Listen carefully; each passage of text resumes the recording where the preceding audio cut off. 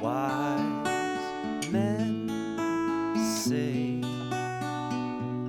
only fools rush in.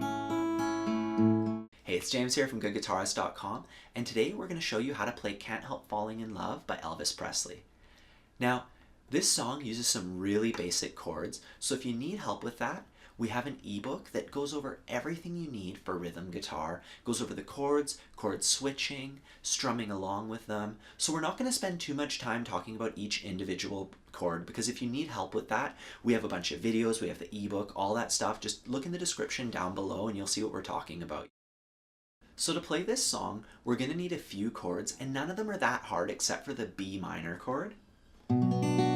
That's a bar chord, and you might have some issues with bar chords. You might not have really tried to play them yet, and you really want to play this song, but you don't want to spend like a month figuring out bar chords. That's fine. There's a way around it where basically we make a D chord, except using different fingers. So we're saving that finger for later, and we're making our D chord, but with these three fingers.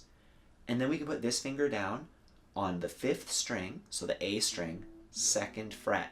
And that gives us a B minor 7 chord, which sounds pretty close. It's not exactly the same, but it'll do if you can't play that bar chord.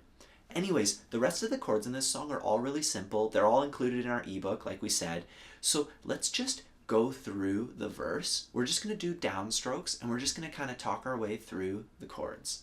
We start off on a D, 1, 2, change to A, 1, 2, and a good way to switch to A is to leave that finger down, slide it down to the 2nd fret, and then build your A chord from it. Then from there, we're going to go to our B minor chord, 1, 2, 3, and on beat 4, we're going to move our finger just a little bit that way. It still has to get this string. We're just nudging it down a bit to open up the A string, because that gives us B minor / A. So on beat 4, that's what we get. So for B minor, 1, 2, 3, 4, and then we're going to play G, 1, 2, and then back to D, 1, 2, and then on A, 1, 2, 3, 4, and then we're going to go to G, I, A, can't, B minor, help, and then here it's a bit tricky. We're going to go G, E minor, just one strum each, G, E minor, and then here we do D over A. So to do that effectively, you play a D chord, you put your thumb over the top, lightly touching the string so that it doesn't make a sound, and then you can strum all the strings. And the reason why this is called D over A is because we have our D chord right here, and all of that is over, it's higher. You know, if we listen to it with our ear, it sounds higher than this A bass note. So D / A means playing a D chord, but A is the lowest note in the chord. And then we have A, 1, 2, and then we go to D, 1, 2, 3, 4. So let's try that once through now, nice and slow, starting on our D, 3, 4, 1, 2, 1, 2, 1, 2, 3, 4, 1, 2, 1, 2, 1, 2, 3, 4, G, 2, A, 2, B minor, 2, 1 strum each, D over A, and then D, 2, 3, 4. So as for the rhythm, we could just feel it like 1 and a 2 and a 1 and a 2 and if you accent a beat like 1 and a 2 and a, see how I'm doing like big, little, little, big, little, little.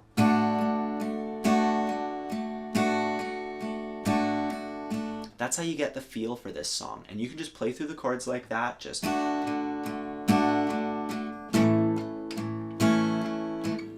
and a two and a, just like that, and that's fine.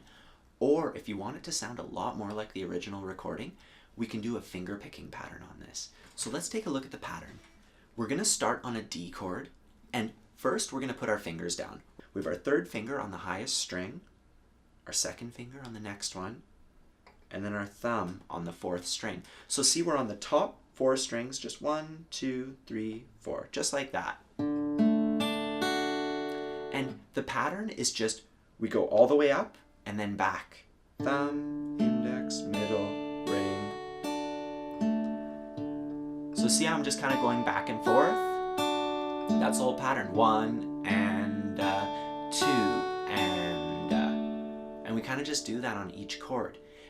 Now, as we play through the progression, our thumb is going to be changing strings, and it's just going to be following the roots of the chord shapes. But our other 3 fingers are going to stay exactly where they are, and they're going to do the exact same thing the whole time. So let's just go through the changes really slowly. We started off on a D chord, and we already showed you this one. And then when we switch to A, our thumb goes to the 5th string. For B minor, it's also on the 5th string. Do it again. And here, we're going to do that thing where we lower our finger. Remember how we practiced that before? So let's take a look at B minor one more time.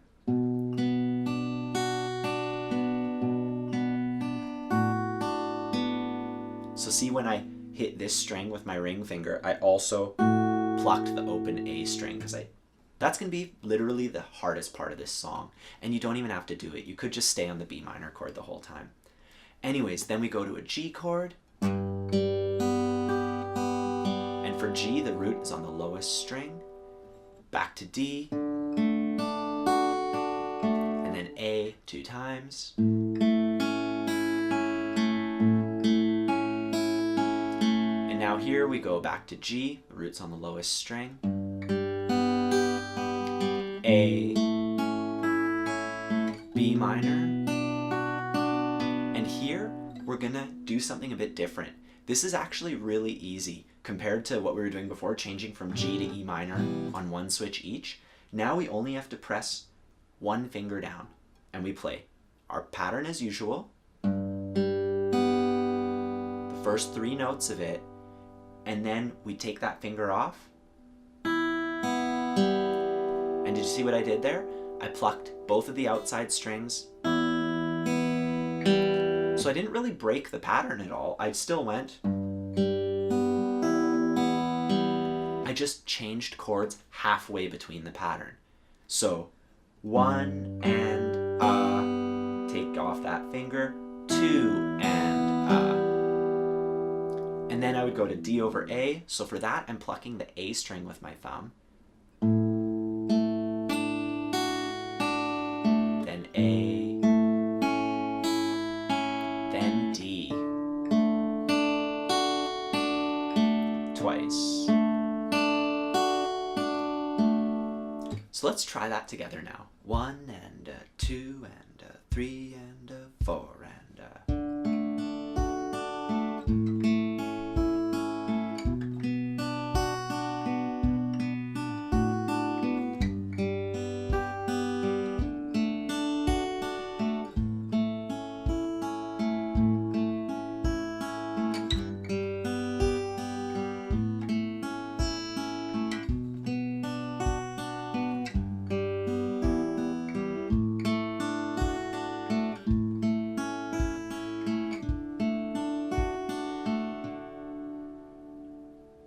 So for the next section, we have to learn 3 new chords. There's F sharp minor, C sharp 7, and B. So first, let's get used to the chords, just playing some downstrokes. 1, 2, switch to C sharp 7, 1, 2. We're gonna do that again, a couple more times.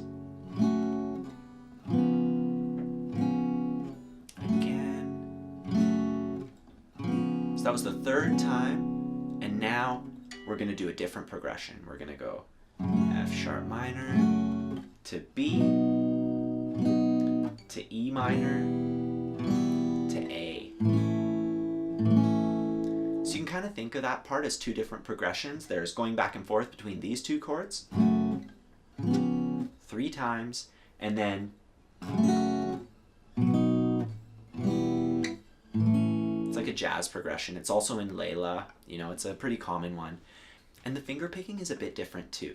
In the first section, our 3 fingers here were on the top 3 strings for the whole time. Well, in this section, they're going to be on the next 3 strings. So they're going to be on the 2nd, 3rd, and 4th, and they're going to stay there the whole time. And just like before, our thumb is going to change strings depending on the chord. So we start off with F sharp minor, and we're just going to play our pattern once. Then we switch to C sharp 7, and for C sharp 7, the bass note's right here. So our thumb is kind of just alternating between the 2 bass notes as we switch chords.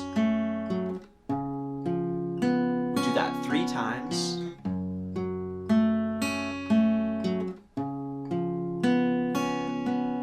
And then we go back to F sharp minor,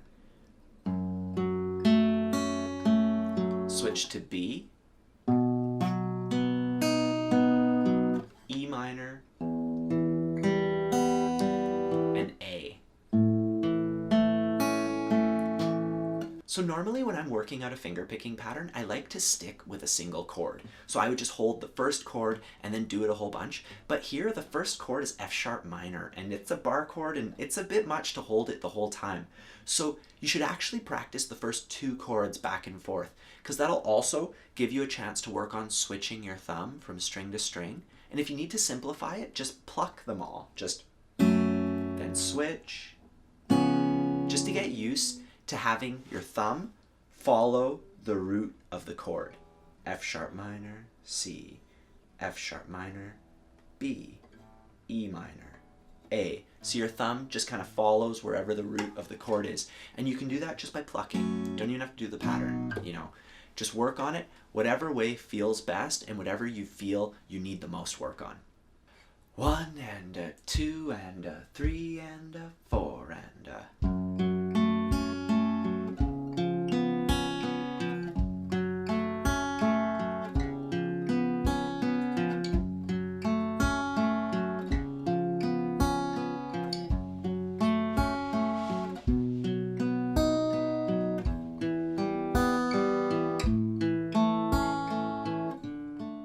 That's all we have to show you for Can't Help Falling in Love by Elvis.